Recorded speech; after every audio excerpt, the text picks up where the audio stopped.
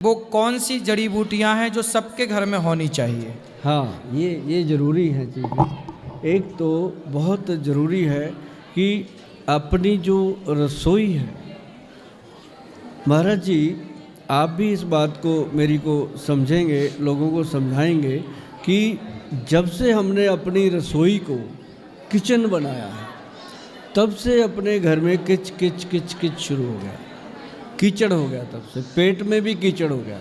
रसोई जो है वो रस की भरी हुआ करती थी।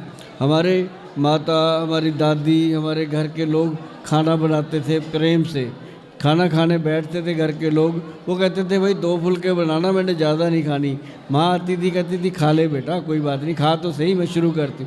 आज क्या होता है, जब से किचन बनाया तो काम वाली आ गई, वो पहले ही पूछ लेती है कितने फुलके खाएगा बाबू, वो कहता है 2 खाऊंगा, पक्का 2 ही खाएगा, वो पक्का कर लेती है। तो ऐसे करके कि रसोई के अंदर बहुत सारी चीज़ें हैं जो इम्पॉर्टेंट हैं। सबसे पहले अपनी जो भी चीज़ आप बनाते हैं, नंबर 1 आप नोट कर लो, अपनी रसोई घर के अंदर ब्राह्मी बूटी होनी चाहिए।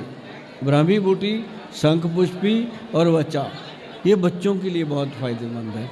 और तीसरा उसके अंदर होना चाहिए हरड़, बहेड़ा, आंवला का, जो तीनों का अलग अलग पाउडर पड़ा हो, ताकि कभी हमने इसको बालों के लिए इस्तेमाल करना है, कभी हमने इसको त्रिफला बना के इस्तेमाल करना है, तो आप कर सकते हो।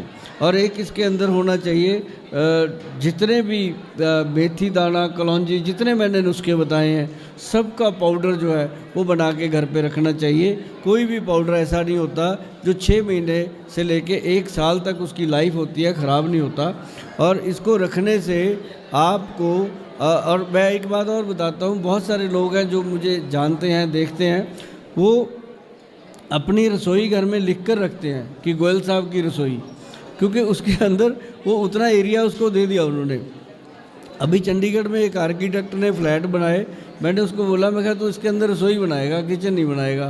कहता जी बनेगी तो वही, लोग मानते नहीं हैं, लिख देते हैं उसके बाहर कि ये रसोई है, लेकिन वो बनती नहीं है सर लिखने से।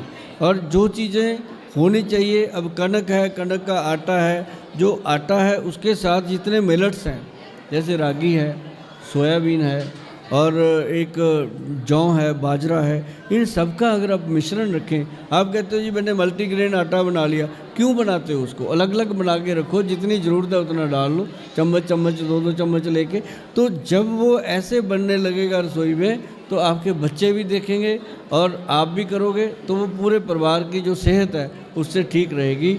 और एक चटनी जो होती है महाराज जी, धनिए की चटनी, पुदीने की चटनी, और उसके अंदर लहसुन डाल करके अगर वो बना के रखें, तो कभी भी हार्ट की और थायराइड की प्रॉब्लम नहीं आती। वाह, बहुत सुंदर आपका वैद्य जी, आपने समय निकाला, आप आए इस प्रोग्राम में। बहुत सारे लोगों का आपने प्रश्न सुनकर उनका समाधान किया, बहुत सारी बीमारियों के बारे में डिस्कस हुआ, कैसे ठीक किया जाए। तो हमारे भैया श्री सुभाष गोयल जी का बहुत बहुत धन्यवाद करें हम सब लोग, तालियों के साथ इनका सम्मान स्वागत करें। आप आते रहें, और भी आपके साथ इस तरह से चर्चा करेंगे आगे, और अपने दर्शकों को, भक्तों को बताएंगे कि किस तरह आप घर में स्वस्थ रहें। आपका स्वस्थ रहना बहुत आवश्यक है। आप सब सुखी रहें, प्रसन्न रहें। बहुत बहुत धन्यवाद। आपका आशीर्वाद है महाराज जी, ऐसे आपका आशीर्वाद मिलता रहे।